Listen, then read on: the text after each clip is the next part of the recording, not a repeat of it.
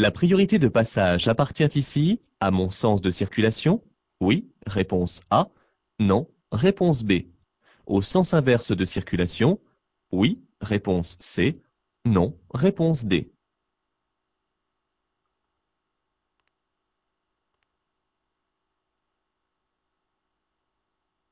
Je peux dépasser.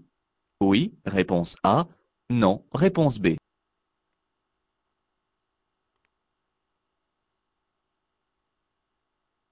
Je peux dépasser. Oui, réponse A. Non, réponse B.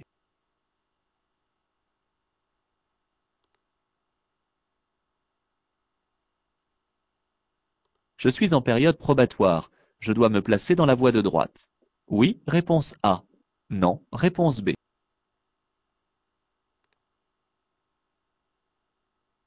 Je passe. Oui, réponse A. Non, réponse B. Je ralentis. Oui, réponse C. Non, réponse D.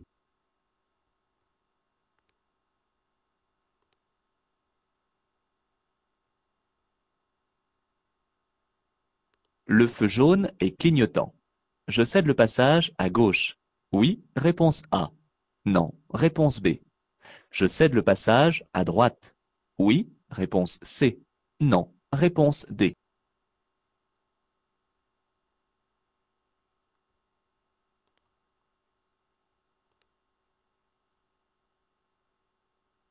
La route conserve son caractère prioritaire dans la traversée du lieu-dit. Oui, réponse A. Non, réponse B.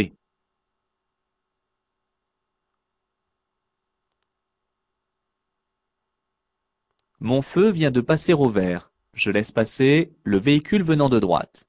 Oui, réponse A. Non, réponse B. Les véhicules venant d'en face. Oui, réponse C. Non, réponse D.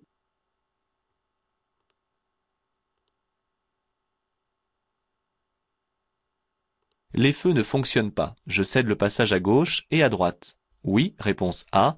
Non, réponse B.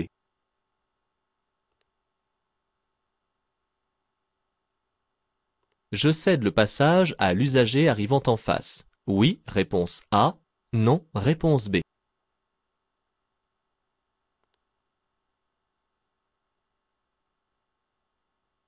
Pour aller à Orléans, je devrais prendre l'autoroute. Oui, réponse A.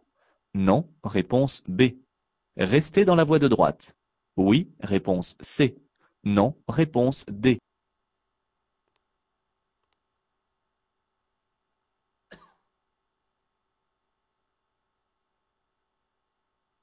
Ce panneau est temporaire. Réponse A.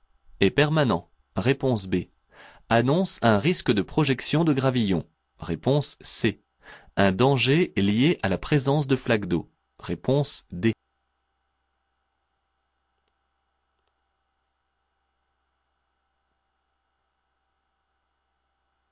La signalisation indique un double sens de circulation. Oui, réponse A.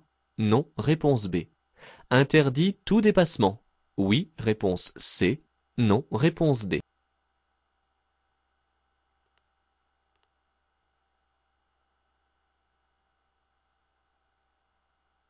Je peux passer. Oui, réponse A. Non, réponse B.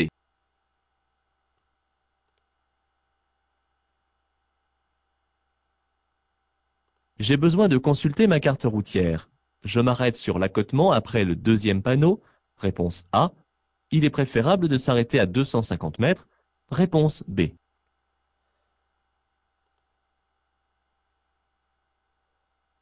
Sur une place réservée aux handicapés, cette carte est à présenter en cas de stationnement. Oui, réponse A. Non, réponse B. En cas d'arrêt. Oui, réponse C. Non, réponse D.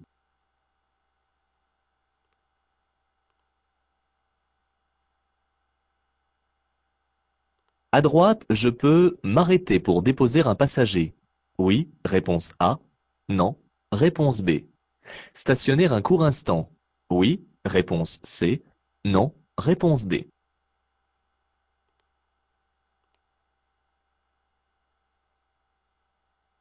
Cet arrêt de bus n'est pas doté d'un zigzag jaune. Je peux m'arrêter. Oui, réponse A. Non, réponse B.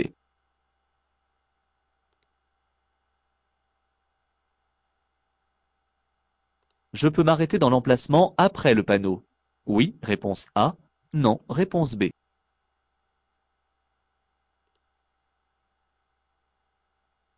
Je conduis une camionnette. Je peux stationner à gauche du panneau. Oui, réponse A. Non, réponse B. À droite du panneau. Oui, réponse C. Non, réponse D.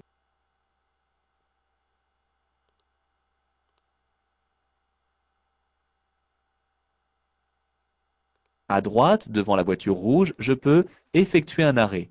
Oui, réponse A. Non, réponse B. Stationner sans limite d'horaire. Oui, réponse C. Non, réponse D.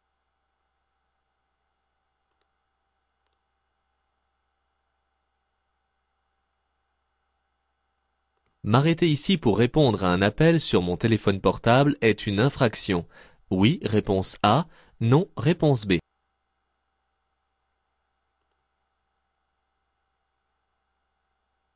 La pression des pneus est contrôlée environ une fois par semaine. Réponse A. Une fois par mois. Réponse B. Une fois par an. Réponse C.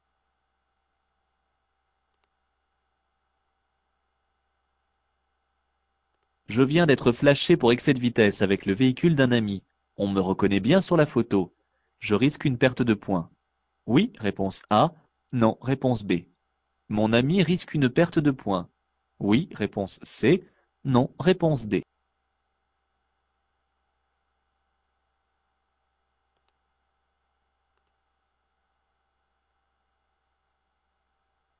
Mon véhicule a moins de 4 ans.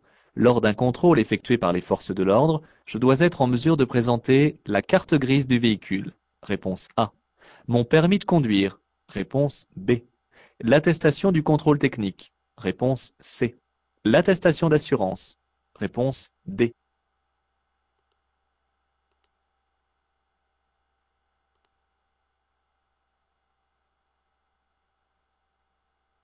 Je dois ici circuler en feu de position seul. Réponse A. En feu de croisement. Réponse B. En feu de route. Réponse C.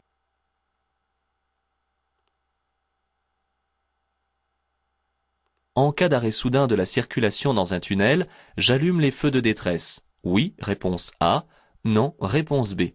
Je conserve la distance de sécurité. Oui, réponse C. Non, réponse D.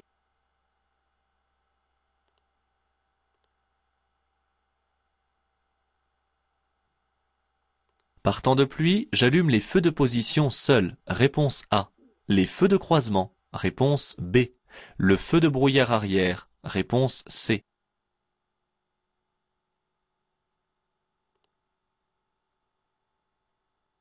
En cas de perte du ticket de péage, je paie le trajet le plus court. Réponse A. Le trajet le plus long. Réponse B. Un tarif forfaitaire. Réponse C.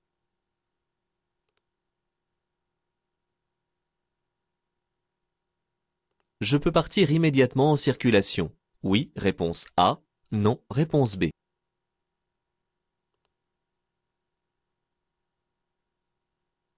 Le refuge doté d'un téléphone et d'extincteur sert pour une panne du véhicule. Oui, réponse A. Non, réponse B. Pour s'abriter lors d'un incendie. Oui, réponse C. Non, réponse D.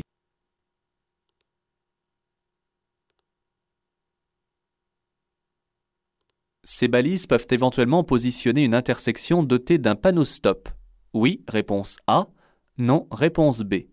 D'une priorité à droite. Oui, réponse C. Non, réponse D.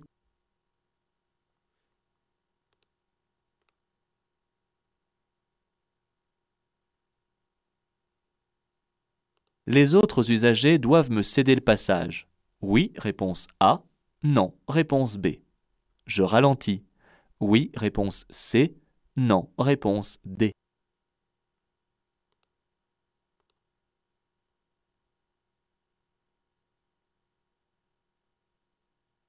À droite, je vais me ranger de préférence en marche arrière.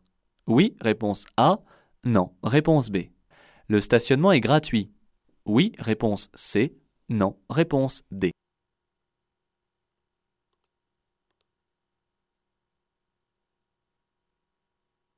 Le stationnement peut être réglementé dans toute l'agglomération. Oui, réponse A. Non, réponse B.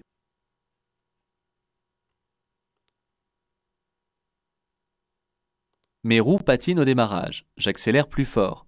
Oui, réponse A. Non, réponse B.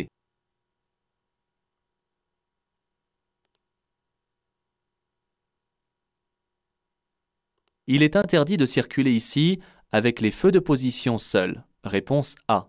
Avec les feux de croisement. Réponse B. Avec les feux de route. Réponse C. Sans feu. Réponse D.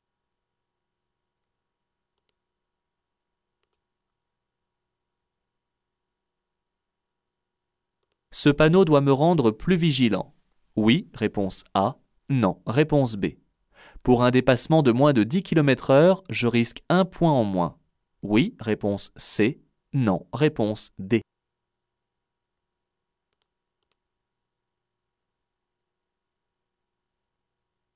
Cette signalisation lumineuse est seulement pédagogique. Oui, réponse A. Non, réponse B. Je suis en excès de vitesse. Oui, réponse C. Non, réponse D.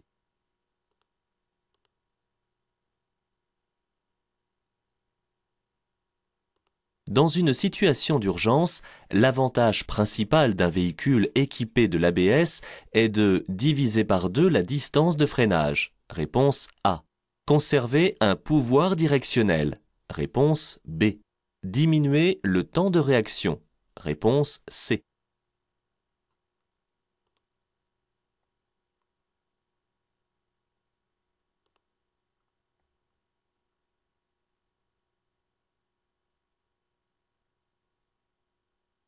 Il n'y a pas de priorité de passage. Ce type d'aménagement a pour but de faire ralentir le trafic routier. En principe, celui qui arrive en dernier au niveau de l'obstacle laisse passer l'autre. Question de courtoisie. La signalisation horizontale ne me concerne pas car elle s'adresse aux véhicules arrivant en sens inverse. Toutefois, si je regarde au loin, j'aperçois un véhicule arrivant en face. Sa distance par rapport à nous ne me laisse pas le choix. Je m'abstiens et j'attends un moment plus propice. J'aperçois au loin les feux d'un autre véhicule arrivant en sens inverse. Je m'abstiens donc et j'attends un moment plus propice. Je surveille également la camionnette dans mon rétroviseur intérieur qui roule trop près de moi dans l'attente de pouvoir dépasser elle aussi. Je circule sur une autoroute où, pour les conducteurs novices, la vitesse est limitée à 110 km/h. La voie de droite est une voie réservée aux véhicules lents, c'est-à-dire réservée à tous les véhicules ne pouvant pas dépasser les 60 km/h à cet endroit précis. Je n'ai pas à l'emprunter si je circule à vitesse normale. Le feu est vert, donc je passe. Je suis trop près des feux pour m'arrêter, au cas où la phase passerait au jaune. Cependant, il faut toujours ralentir un peu lorsqu'on va franchir une intersection peu visible. Sous le feu jaune clignotant est placé un panneau de route à caractère prioritaire. Dans ce cas, je n'ai à céder le passage ni à droite ni à gauche. Je dois toutefois rester vigilant, car un panneau de céder le passage n'arrête pas physiquement une voiture, et il peut toujours arriver un usager qui me coupe la route. Pour rappel, le panneau jaune et blanc, en forme de losange, m'informe que je serai prioritaire à toutes les intersections que je vais rencontrer sur cette route. Il est toujours implanté après les intersections et environ tous les 5 km hors agglomération. Il conserve son caractère prioritaire dans la traversée du lieu-dit. Les feux sont ici probablement décalés et le mien vient de passer au vert. Les usagers venant de droite et de gauche ont obligatoirement le feu au rouge. Cependant, l'usager venant de droite et qui tourne est encore engagé et je dois le laisser finir de passer, même s'il est passé un peu juste au niveau de son feu. Peut-être une hésitation sur sa direction. Quant au véhicule venant en face, il tourne à sa gauche et il doit s'arrêter et me laisser passer. Lorsque les feux tricolores ne fonctionnent pas, je dois tenir compte du panneau qui l'accompagne. Il s'agit ici d'un céder le passage. Je cède donc le passage à gauche et à droite. Je me situe actuellement sur la voie de stockage permettant de tourner à gauche. Du fait que je coupe la trajectoire du sens inverse de circulation, je dois céder le passage aux usagers qui arrivent. Si l'usager avance lentement, j'ai peut-être le temps de traverser avant son arrivée. sinon j'attends qu'il passe. Ce panneau indique que pour se rendre à Orléans, une partie du trajet pourra s'effectuer par l'autoroute, mais ceci n'est pas une obligation. Les deux voies permettent de se rendre à Orléans et, en marche normale, lorsque je n'effectue pas de dépassement, je dois circuler dans la voie de droite. Le panneau de danger est à fond jaune. Il s'agit donc d'une signalisation temporaire. Il annonce un risque de projection de gravillon. Je vais réduire ma vitesse car la présence de gravillons sur la chaussée réduit l'adhérence. Je risque de plus d'en projeter sur les autres usagers. Le panneau de danger indique la position du début du double sens de circulation de la chaussée. On le remarque au niveau du marquage au sol, avec l'épaisseur de la ligne qui est continue. Celle-ci interdit donc tout dépassement. Le feu à moitié masqué à gauche ne me concerne pas. Le mien est actuellement en rouge et la barrière est baissée. Je dois d'abord acquitter le péage ou retirer le ticket de passage. L'arrêt et le stationnement ne sont pas interdits, après le panneau d'information touristique, puisque la ligne de rive est franchissable. Mais cette aire de pique-nique à 250 mètres est nettement préférable. Autant en profiter pour faire une pause. L'arrêt et le stationnement sur des emplacements réservés aux personnes handicapées, civiles ou militaires, sont considérés comme très gênants. En cas de non-respect de cette règle, je risque une forte amende, bien plus élevée que pour un simple stationnement gênant. Cette carte permet d'utiliser les espaces réservés aux handicapés. Ce marquage jaune en forme de zigzag est un arrêt réservé aux autobus. L'arrêt et le stationnement sur ces emplacements sont considérés comme gênants, donc interdits. Je ne peux donc pas m'arrêter pour déposer un passager et encore moins stationner un court instant. En cas de non-respect de cette règle, je risque une amende. Quel que soit le lieu, en ou hors agglomération, l'arrêt et le stationnement sont interdits sur les arrêts d'autobus. Un zigzag jaune marque généralement l'emplacement, mais il n'est pas obligatoire. Ici, les lignes jaunes et les inscriptions au sol ne trompent pas sur l'arrêt de bus. L'arrêt est donc interdit sur l'emplacement. Le panneau me signale une interdiction de stationner à partir du panneau. Cependant, il s'agit ici d'un arrêt de bus et l'arrêt est interdit sur un tel emplacement. Ce panneau me signale une interdiction de stationner à gauche du panneau pour les véhicules pesant 3,5 tonnes et plus. Sachant que ma camionnette pèse obligatoirement moins de 3,5 tonnes, je peux stationner aussi bien à droite qu'à gauche du panneau. Le marquage au sol à droite délimite l'emplacement autorisé pour effectuer un arrêt ou un stationnement sans contrainte horaire. Dans le cas où le stationnement aurait une limite de temps, le marquage payant serait inscrit au sol, ce qui n'est pas le cas ici. Je peux donc aussi bien effectuer un arrêt qu'un stationnement. Cet espace est exclusivement réservé pour pouvoir accéder à des secours via la borne orange. Signaler un accident ou obtenir une dépanneuse sont les seuls services mis à la disposition de celle-ci. M'arrêter ici pour téléphoner est une infraction. Mon téléphone est sur répondeur lorsque je conduis. La pression des pneus doit être contrôlée régulièrement. En effet, celle-ci influence grandement le comportement de mon véhicule et peut même causer l'éclatement d'un pneu si celui-ci est sous-gonflé. Je contrôle environ une fois par mois la pression des pneus.